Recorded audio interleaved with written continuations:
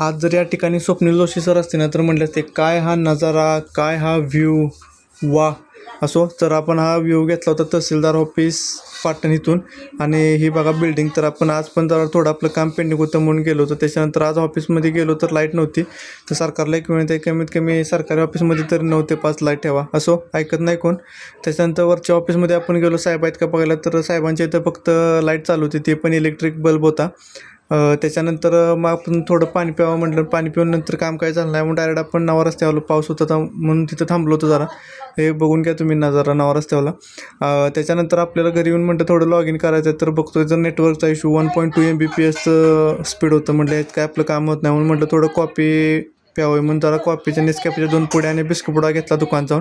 आणि त्याच्यानंतर या चिमण्या इतक्या खूप दिवसानंतर आपल्याला दिसल्या होत्या ना. असं काय प्रदूषणमुळे आपल्याला काय तर बघायला भेटत नाहीत, पण असं आज नजारा बघायला गावला, कॅप्चर केला तो तुमच्यासाठी खास. त्याच्यानंतर दादांच्याकडे गेलो, जरा म्हटलं काय पंचांगमध्ये आपलं बघावं जरा काय बिलं काय होते का नाही.